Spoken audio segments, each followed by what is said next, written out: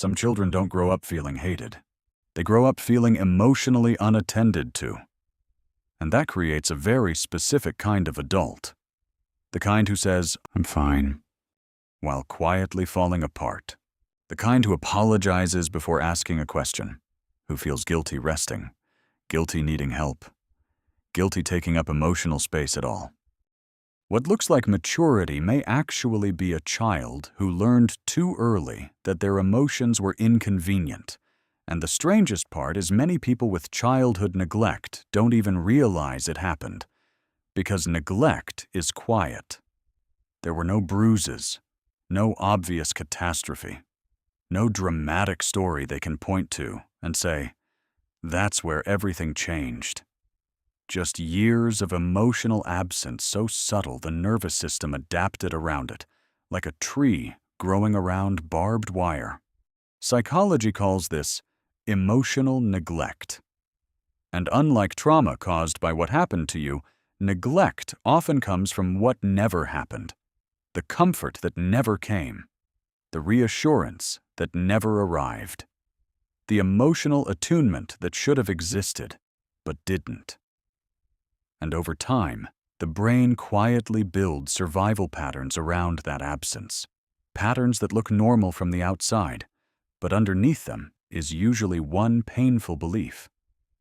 My emotions are something I survive alone, and adulthood becomes the continuation of that lesson in ways most people never recognize. The first sign is saying, "I don't care," when you actually do. Someone asks where you want to eat. Anywhere is fine. Someone asks what movie you want to watch. Whatever you want. Someone hurts your feelings, and instead of admitting it, you say, "It's okay," even when your chest still feels heavy hours later. Most people see this as politeness, but psychology says it can become emotional self-erasure, because emotionally neglected children often learn that having needs creates tension. Maybe vulnerability was treated like overreacting. Maybe sadness was ignored. Maybe emotional expression was met with irritation instead of comfort.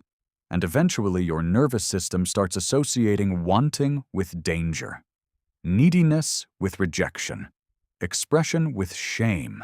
So the child adapts, not by becoming emotionless, but by becoming emotionally invisible. And over time, something painful happens. They become so focused on monitoring everyone else's comfort that they lose touch with their own preferences entirely. That's why many emotionally neglected adults can instantly tell you what everyone else wants, but freeze when someone asks, "What do you want?" And this is where many people misunderstand themselves. They think they're just easygoing. But underneath that flexibility is often a child who learned it felt safer not to need anything at all. The second sign is apologizing constantly, not just for mistakes, for existing. "Sorry. Sorry for bothering you. Sorry, this might sound stupid. Sorry, can I ask something?" Sometimes someone bumps into them and somehow they apologize first. And what looks like insecurity is often something much deeper: hyper-responsibility. Psychologists sometimes connect this to the fawn response. Not fight, not flight, not freeze. Appeasement. The nervous system learns, if I become easy enough, maybe I won't become a problem. So they monitor tone changes, facial expressions, silences, delayed replies. They reread texts before sending them. Replay conversations alone at night. Panic after simple interactions thinking, did I say too much? Were they annoyed? Do they secretly hate me now? And what's heartbreaking is these people are often extremely emotionally considerate. They notice everyone else's discomfort instantly, but almost never notice their own. Because neglect trained them to emotionally abandon themselves before anyone else could. And this behavior usually starts much earlier than people realize. The third sign is feeling deeply uncomfortable when people take care of you. Someone gives them a thoughtful gift, and their first instinct is guilt. A friend offers help, and they immediately say, No, it's okay. I got it. Someone shows genuine emotional concern, and instead of relaxing, their body tightens. Because emotional neglect changes the way receiving love feels inside the nervous system. Support starts feeling unfamiliar. Dependence starts feeling dangerous. Care starts feeling conditional. So self-reliance becomes survival. Not healthy independence. Emotional self-containment. The child unconsciously learns, no one is coming consistently. I need to handle this myself. And adulthood turns that adaptation into identity. They become hyper-competent, reliable, emotionally composed. People admire how strong they are. But strength is not always what people think it is. Sometimes strength is just what survival looked like when vulnerability felt unsafe. And the body remembers that long after childhood ends. The fourth sign is feeling emotionally numb until something tiny breaks you. This confuses many people. They can survive chaos calmly. Breakups, stress, family emergencies. But then one unanswered text devastates them. One distant tone shift ruins their night. One small moment of emotional disconnection suddenly feels unbearable, and they don't understand why. Because emotional neglect often teaches children to disconnect from overwhelming emotions entirely. Not consciously, adaptively. Their brain turns the emotional volume down to survive environments where feelings had nowhere safe to go. But suppressed emotions do not disappear. They accumulate silently inside the nervous system. And eventually, tiny moments become emotional access points to years of unmet emotional needs. That's why hearing, "I'm proud of you," can suddenly make someone unexpectedly emotional, because part of them has been emotionally starving for recognition for years. And this is where people often mislabel themselves. They think, maybe I'm just too sensitive.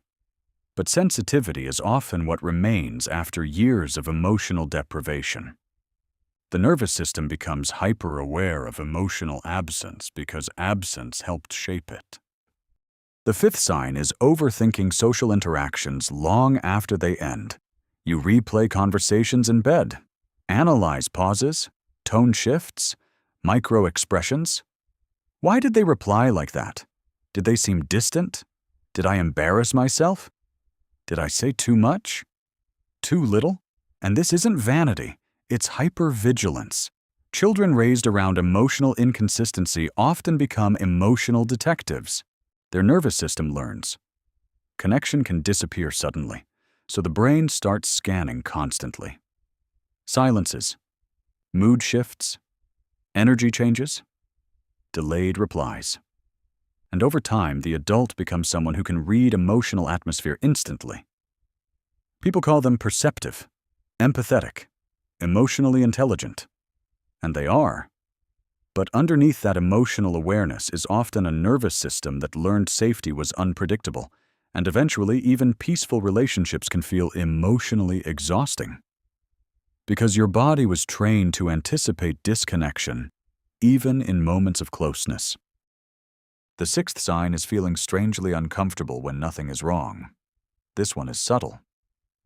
Some people grew up in homes where stress was constant, emotional tension, walking on eggshells, unpredictable moods, and eventually the nervous system adapts to chaos as normal, so calm starts feeling unfamiliar, almost suspicious. They finally enter healthy relationships, and part of them feels restless. No drama, no emotional chasing, no instability. And their nervous system quietly asks, why does this feel wrong? But what feels wrong is often safety. And this is one of the cruelest effects of emotional neglect. The child spends years adapting to emotional instability. Then adulthood punishes them for the very survival strategies that once kept them functioning. But something else often develops too. Many emotionally neglected people become profoundly compassionate. They notice loneliness immediately. Remember small emotional details.